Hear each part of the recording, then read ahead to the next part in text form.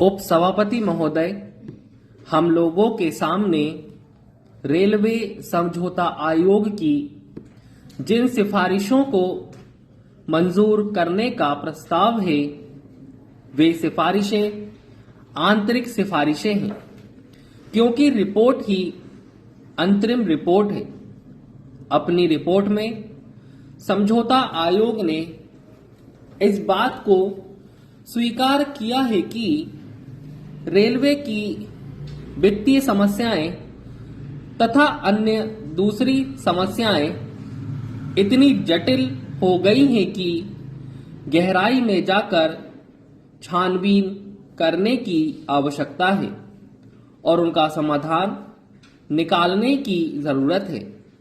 जो सिफारिशें हम लोगों के सामने मंजूरी के लिए आई हैं, वे वही हैं जो इतने सालों से चली आ रही हैं। इतने सालों से जिस तरह से चीजें चली आ रही हैं, उसी तरह से अब भी चलनी चाहिए। यही सिफारिश है। हमें आश्चर्य होता है कि यह सरकार जो प्रगति और परिवर्तन की हिमायती है, वह इस प्रकार की सिफारिशों को मंजूर करने का प्रस्ताव लेकर आती है, जबकि स्वयं यह समझौता आयोग इस बात की आवश्यकता अनुभव करता है कि समस्याओं को गहराई में जाकर देखने, जांचने और नया हल निकालने की आवश्यकता है। महोदय, यह जो रेलवे बोर्ड है और जो उसकी अर्थव्यवस्था है, जो उसकी प्रबंध व्यवस्था है, वह पुरानी पड़ गई है। जब हमारा देश स्वतंत्र हुआ, उस समय भी व्यवस्था अभी तक चलाई जा रही है, जबकि पिछले वर्षों में देश की आर्थिक व्यवस्था, सामाजिक व्यवस्था और सामाजिक आवश्यकता में बहुत परिवर्तन हो गए हैं। रेलवे बोर्ड की प्रबंध व्यवस्था और अर्थव्यवस्था इन परिवर्तनों के अनुकूल नहीं है। यही मूल कारण है कि आज रेलवे आर्थिक दुर्व्यवस्था का शिकार हो रहा है।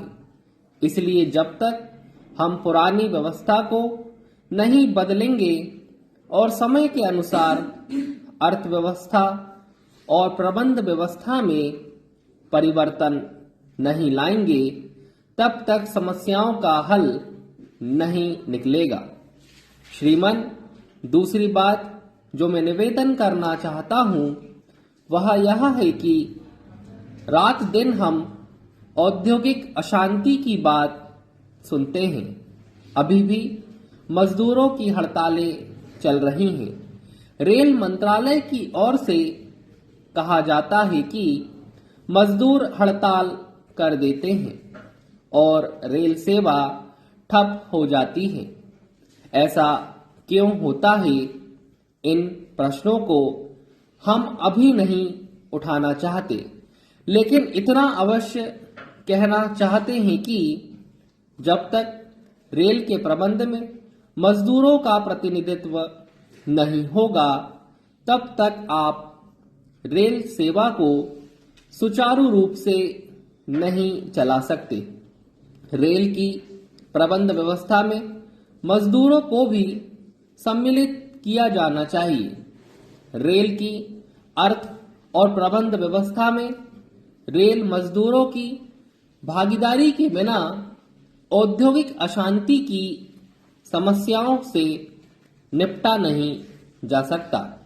मेरे ये जो कुछ सुझाव हैं, मैं समझता हूं कि ये देश की अवस्था के अनुसार रेलवे बोर्ड की आर्थिक व्यवस्था और संचालन व्यवस्था में परिवर्तन लाने के सुझाव हैं और मैं आशा करता हूं कि मेरे इन सुझावों पर यदि आप विचार करेंगे तो रेलवे की जो कठिनाई है, उसका जो संकट है और जो संकट दिनों दिन गहरा होता जा रहा है, वह संकट दूर होगा और रेलवे आधुनिक तथा कुशल सेवा के रूप में हमें उपलब्ध हो सकेगा।